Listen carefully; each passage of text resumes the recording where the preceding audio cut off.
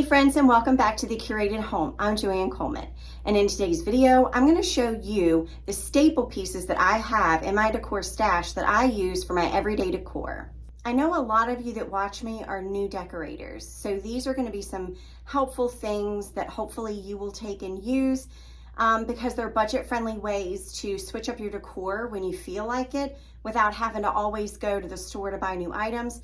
If you bulk up on these staple pieces and you build on your staple stash, then maybe you can get in the habit of shopping your basement or your storage room or your bins rather than always going to the store. So it's a good way to save money and really and save time, because you're not always running to the store. You can run to your basement. So as you can see here, I have a lot of items on my table, and these are mostly greenery, mostly florals. And that is probably the #1 staple piece that you should have in your decor. Now, we're gonna go over a few that are my favorites, and there are some, the possibilities are endless. If you go to Michael's or Hobby Lobby, you will inevitably notice the large amount and selection of greenery that you can choose from. And the biggest tip as far as saving money goes is to make sure that you're buying those items when they're 50% off at Hobby Lobby. Most of my florals and greenery comes from Hobby Lobby because I will go when it's 50% off, and they're really good stock items. Especially if you go during the holiday season, do the same thing. Have your holiday greenery stash and have a bin allocated for that. Greenery is the easiest way to switch up your decor and to add that extra wow factor to your vignettes. So I'm going to start with my all-time must-have, and I have tons of, are these greenery stems. They're like little bushes. I'm hoping I'm not going to knock the whole pile over as I grab for one.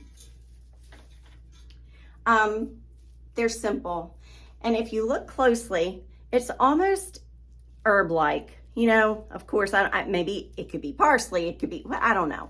But this is perfect for all of those off seasons, meaning, for like July and those months.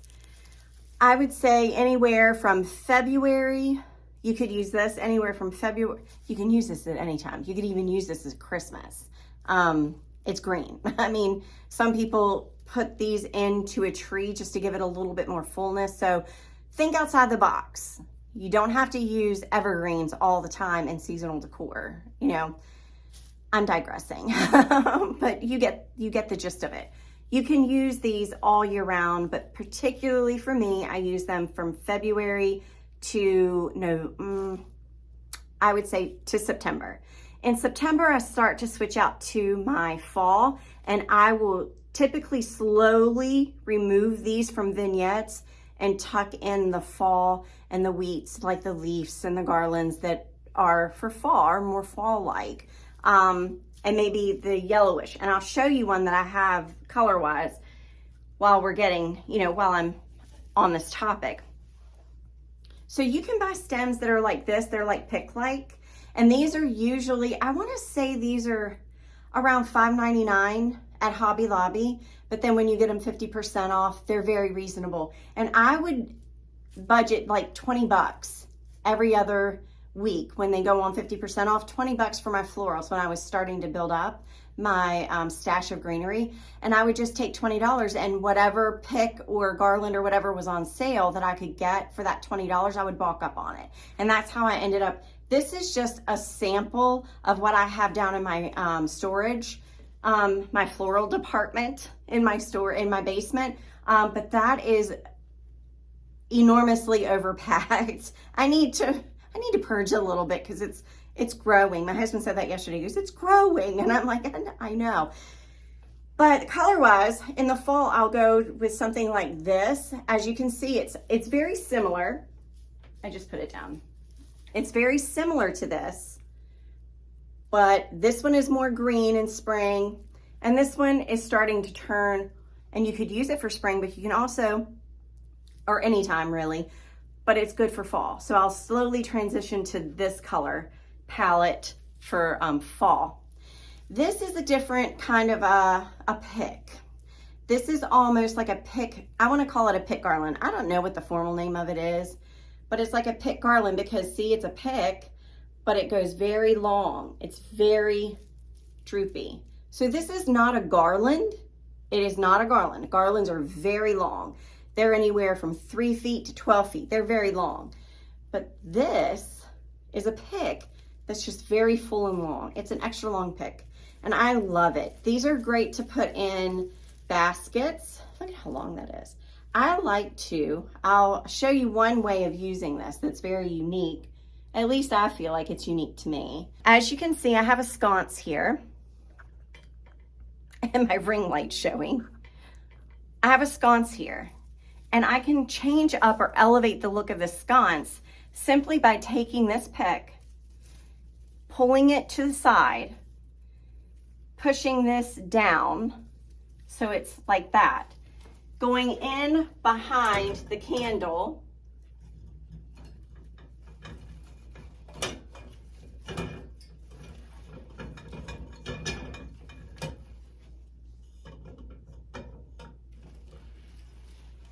well, in this instance, instead of going behind the candle, I think I'm going to go behind the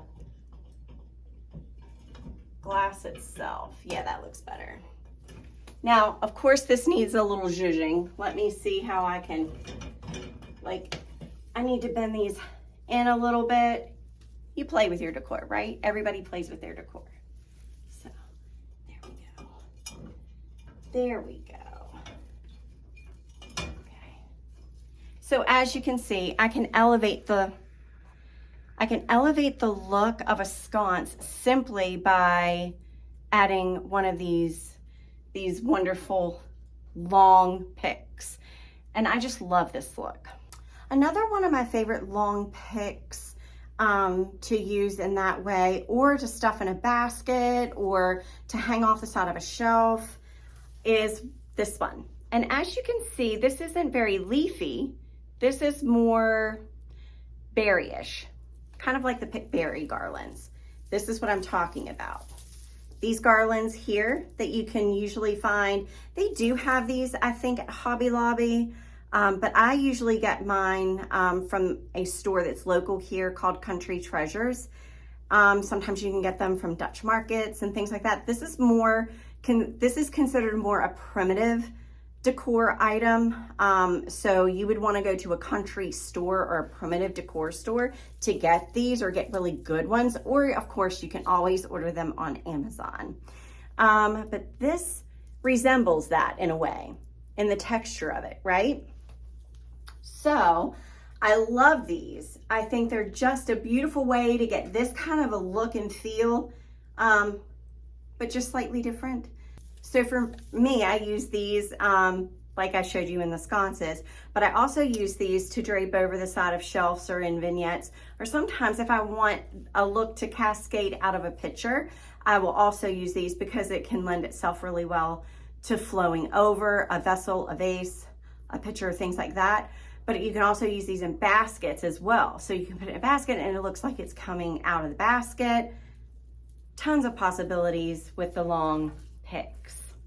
So those are another staple piece. We've went over using the short pick greeneries, the long pick greeneries, and these are also another staple piece that I use because I love country decor. I love adding, you can do with these, I don't usually lay these across as a garland. I used to. Sometimes I still use them in a tablescape. But what I like to do most with these is to add them to some florals or put them inside of like a basket or something. But I wrap it around so it's in a wreath form. And I love using these as wreaths to fill behind something in a vignette. I'll kind of show you what I'm talking about right now. So as you can see, I have this chair that I always have here, and I usually decorate it up for the seasons. And one thing that I'd like to do with this particular chair is add these pickberry wreaths or garlands to. And I'm going to show you. This is an actual wreath, pick garland wreath. See the ring that it's on? and that's what it looks like. But you don't need to buy them as wreaths. It's more versatile and you'll get more bang for your buck if you buy it as a garland, and when you want to use it as a garland, you stretch it out. When you want to use it as a wreath, you just twist it around itself and it holds fine. But I'm going to show you the two ways that you can use this.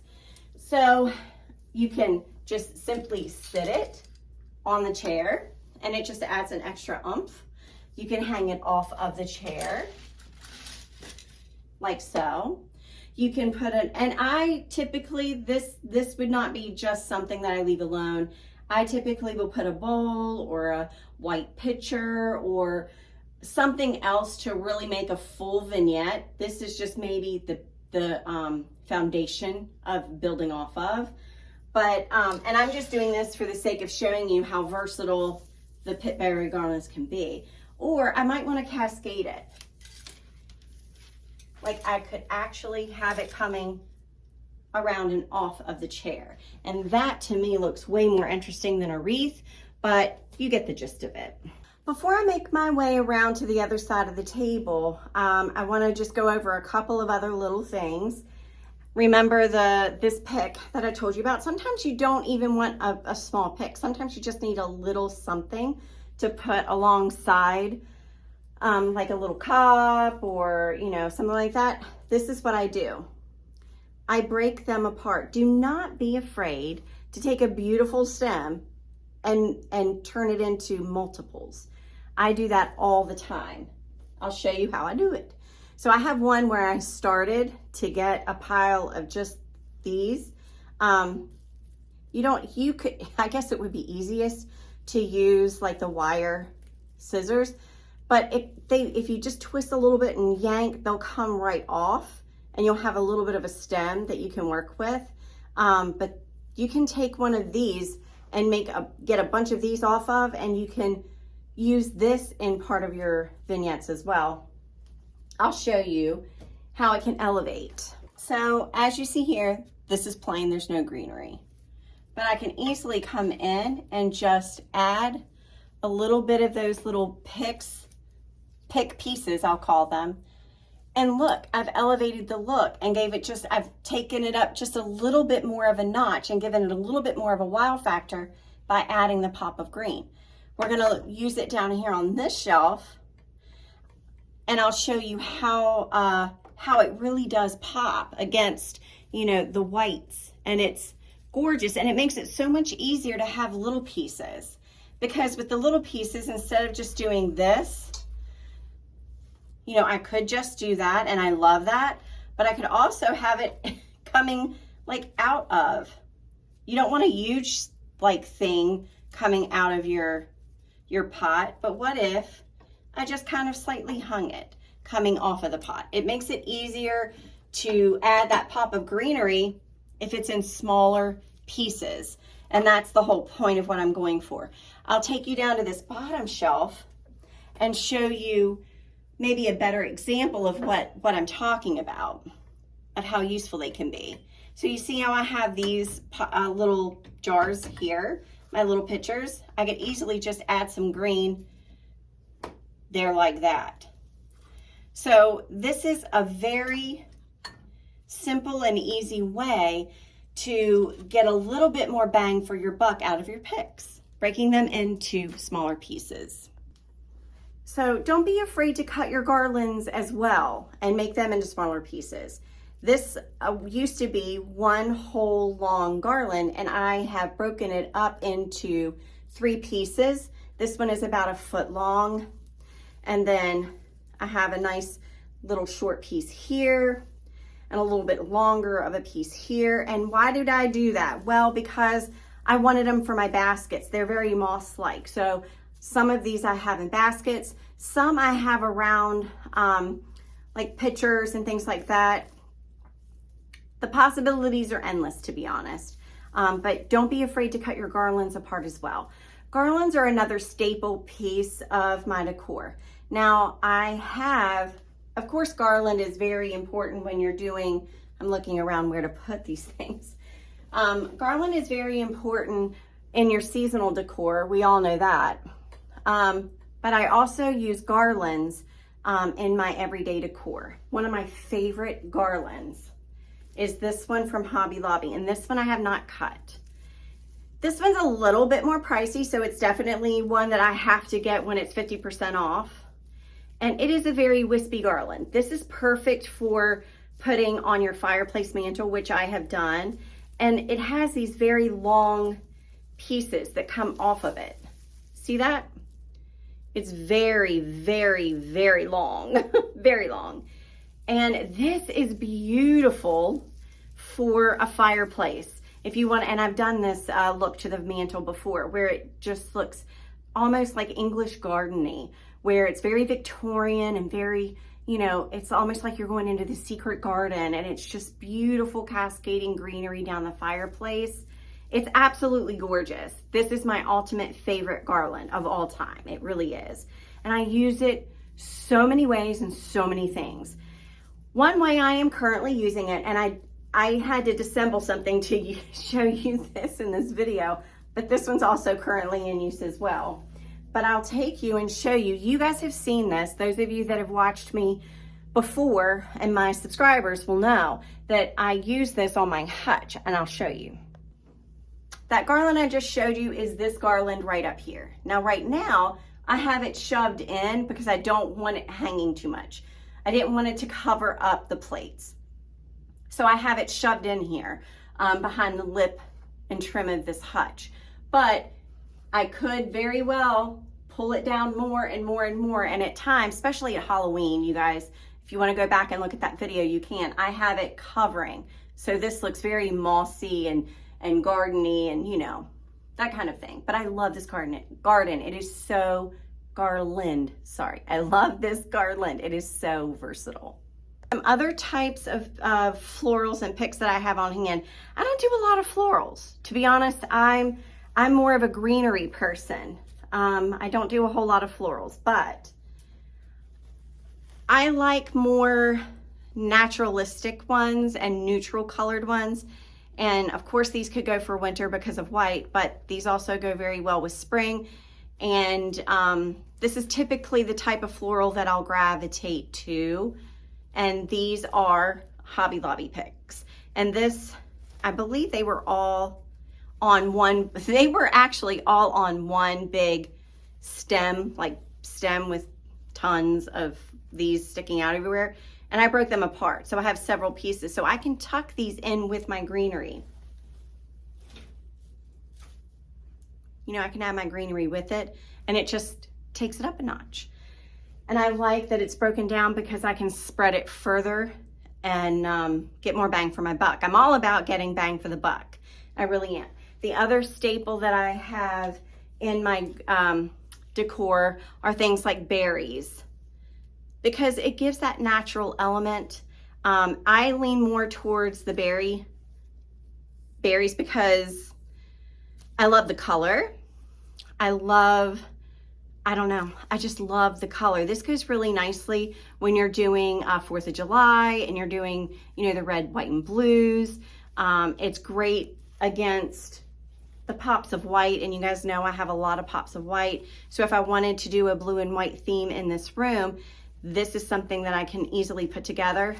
I just love these. So I have a bunch of these, but I also think that faux foods and faux fruits and all of that are definitely also a huge staple piece of mine, and I make a lot of mine. I don't typically buy them, I make them. But to make my cakes and muffins and things like that, I have to have realistic looking faux fruits. So I do buy faux fruits. I cannot make a faux fruit. So I have blackberries and blueberries and things like that. And what I typically do is I'll buy a bunch of these, but then I take them apart so that I can have the realistic looking berry that I need for my faux fruit cakes or whatever it might be.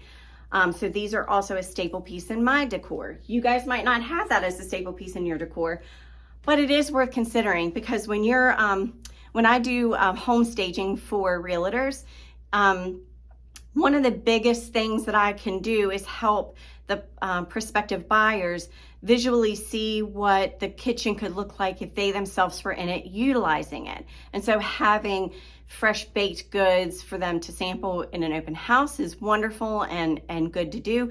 Also having those faux breads and muffins and things sitting around and displayed in the kitchen or on the countertop can help them to envision what their decor might look like if they were to buy the house. So I do think that having faux fruits are really a good way of making things look homey without having to be a baker. Okay, bear with me. We just have a few more items to go over. Another staple in my decor stash that's totally in line with, and I warned you, greenery was my biggest decor stash item, is wreaths. Wreaths are very versatile. I made these myself. I made these from using, you know, the little pieces of greenery from a pick. It's just a Dollar Tree frame, metal frame that you can get to make wreaths with. And I just wired them on here. And the reason I did that is because it was a lot cheaper to go to the Dollar Tree. And this was back when the Dollar Tree was actually $1, not $1.25. And I bulked up on these wire frames. Every time they had a wire frame, like I would do with my picks and take like $20 and go stock up on picks, I did the same thing with Dollar Tree items with the frames and the staple pieces for crafting. So like the floral foams and things like that. Anyway, I made these because I really like this pick, but I couldn't find this in a wreath that I liked, so I made my own. And it was way cheaper. So I made 2 of these, but I make all my own wreaths. I typically do not buy wreaths. I make mine. But if I didn't have the ability to make them, I would definitely buy them because I use wreaths so much. You can put them over a center or have them in the middle of a table with your centerpiece in the middle. You can use them as wreaths on, you know, your wall art. You can even put them on your, like, you can have them floating. Like you can take them from the ceiling and have them floating around your light fixture or something. There's so many possibilities that you can do with a wreath. So definitely wreaths are a staple. Another thing that is a staple for me, risers. And I make my risers too. These are little wooden candle holders. This is just a wooden octagon. And I hot glued these on, stained it, and I hammered it so it looked like an old piece of wood. And there you go. There's a stand. And I have made many stands. So stands are a staple piece. I also use, because you want variations in height when you're doing a vignette, so you want to think of what you can use to get that. And so shelves are something that I collect. I don't use shelves just for hanging on the wall. I use them as risers as well if I want a really long riser of some sort. You can use the wooden tops of candles. So I always save those. And you can use pedestals that you could, now I didn't make this one, I bought this, but you can use pedestals like this that are meant for a candle, but you could use it as a riser. I mean, I picked this up at the Dollar Tree, or no, Goodwill, I think it was. It was $3, but there was actually a glass dome on this. I just didn't like using it on here. So I kept this for a riser and used the glass, the cloche in something else and with another base.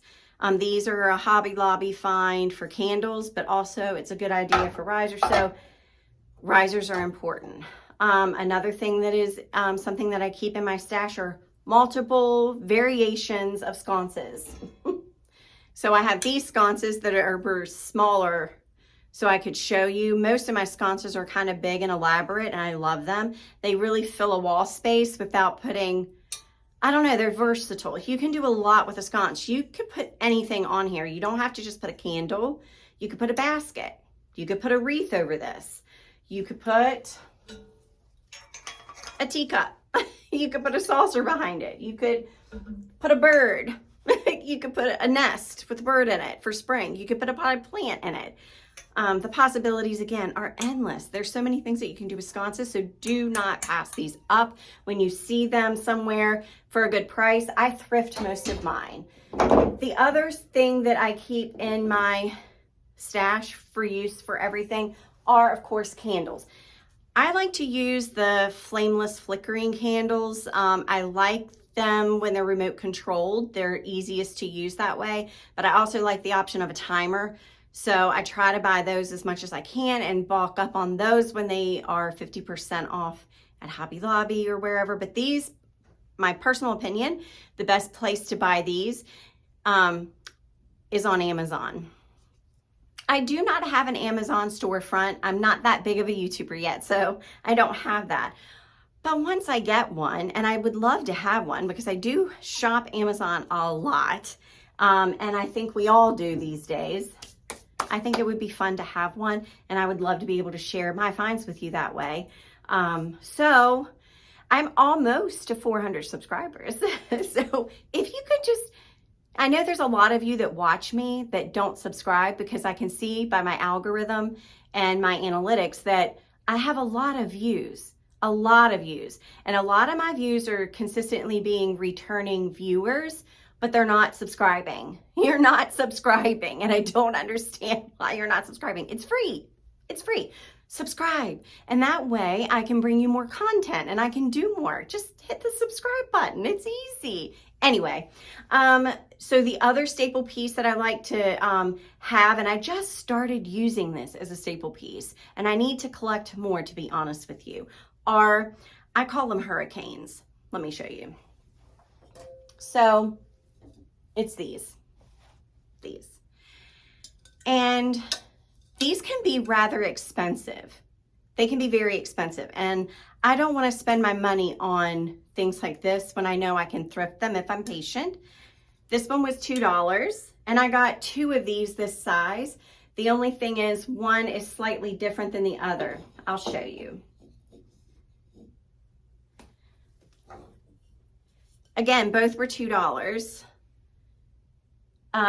But this one, as you can see, and let me see if I can show you. This might be a little challenging, but I'm going to try.